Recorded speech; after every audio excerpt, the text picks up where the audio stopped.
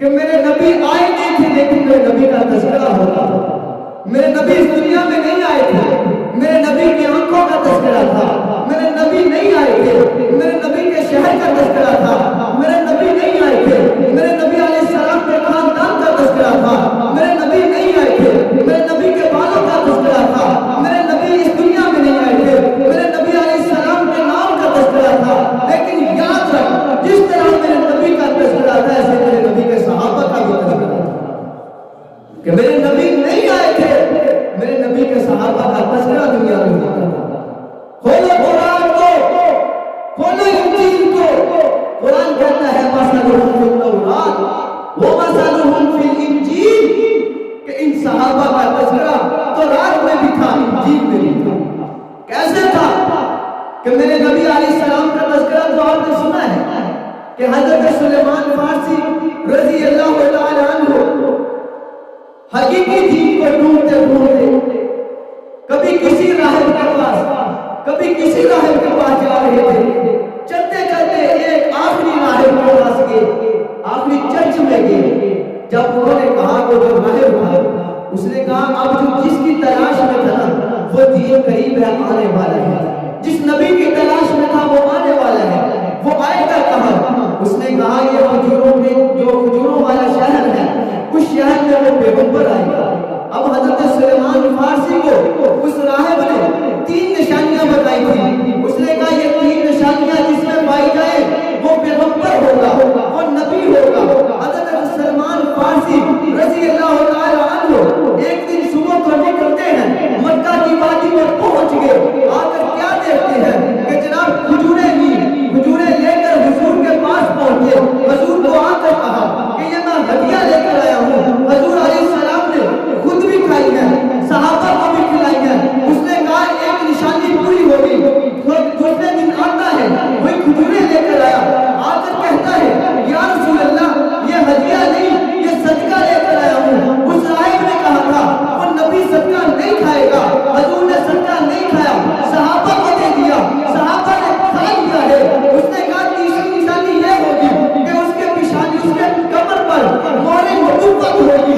اگر وہ تجھے مل جائے وہ سچا پیغمبر ہوگا.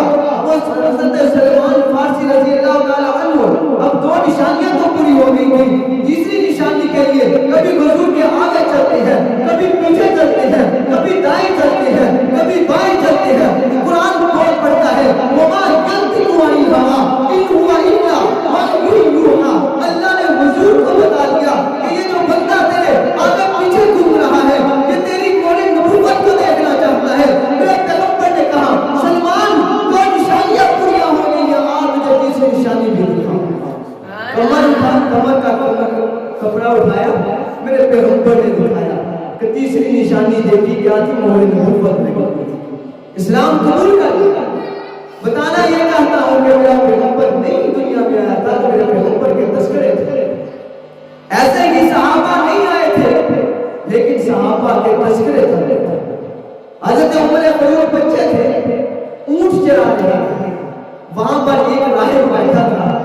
اس نے کہا عمر میرے پاس آؤ، ایک وقت آئے گا تم مصر کے علاقے کا بادشاہ بنے گا، تم پوری دنیا کا بادشاہ بنے گا، تم مجھے اس اپنے علاقے سے نہ نکالے گا. عمر رضی اللہ تعالیٰ عنہ نے کہا میں بادشاہ جس کو اونٹ چلانے نہیں آتے کیسے بنوں گا؟ اس نے کہا یہ دیکھ میری کتاب میں لکھا ہے. اس نے تورات میں پڑھ کر دکھایا کہ عمر ایک وقت آئے گا بادشاہ بنے گا. وہ دوستو جس کی خلافت کا تذکرہ اس کے پیدا ہونے سے پہلے ہو رہی ہے. اگر آج کوئی انکار کرے کہ عمر خلیفہ نہیں تھے تو کرتا رہے، لیکن ہم تورات میں تمہیں دکھا سکتے ہیں کہ اس کی خلافت کے تذکرے ہو گئے، کہ حضرت عمر فاروق کی خلافت کے تذکرے ان کے پیدا ہونے سے پہلے ہوئے.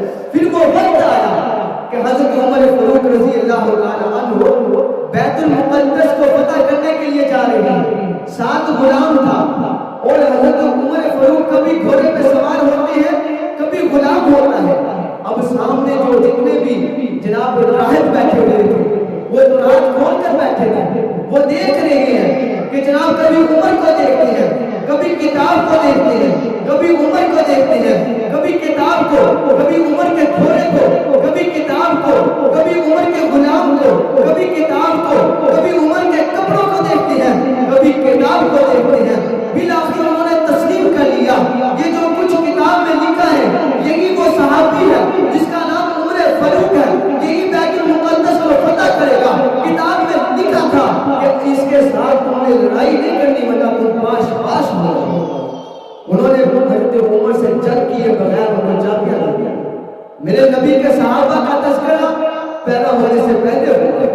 حضرت خالد بن ولید اپنی فوج کو لے کر ایک خطرناک صحرا سے گزرے اور آگے گئے تو ایک آبادی تھی، وہاں پہنچتے ہیں تو وہاں کا جو کمانڈر تھا وہ حضرت عمر فاروق کے ساتھ لڑنے لگا، حضرت خالد بن ولید کے ساتھ لڑنے لگا۔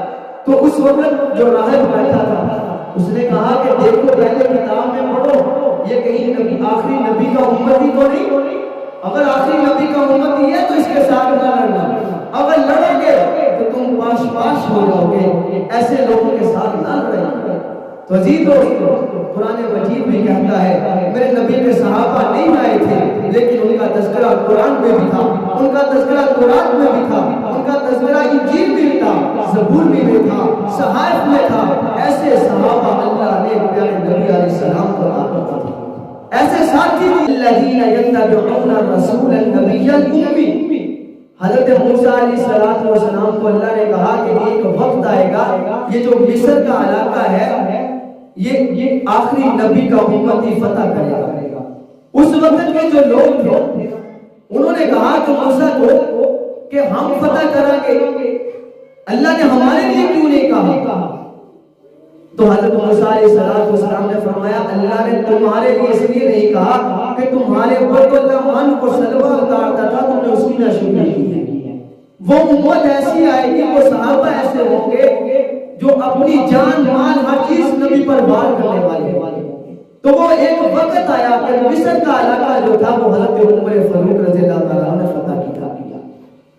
ایسے صحابی حضور کو اللہ نے عطا کیا کہ اللہ نے نبی کو ہر چیز چن کر عطا کی ہے۔ اس بات کو ہر کوئی مانتا ہے، ہر کوئی مانتا ہے کہ اللہ نے نبی کو مکہ دیا چن کر دیا، مدینہ دیا چن کر دیا، ازواج دی چن کر دی، بیویاں دی چن کر دی ہیں، بیٹیاں دی چن کر دی ہیں، بیٹے دیے چن کر دیے ہیں۔ اللہ نے نبی کو بال دیے چن کر، آنکھیں دی چن کر، ہاتھ دیے چن کر، ٹانگیں دیے چن کر۔ میرے نبی علیہ السلام کو اللہ نے قرآن دیا ہے، ساری کتابوں میں چن کر دیا ہے۔ پھر اس بات کو بھی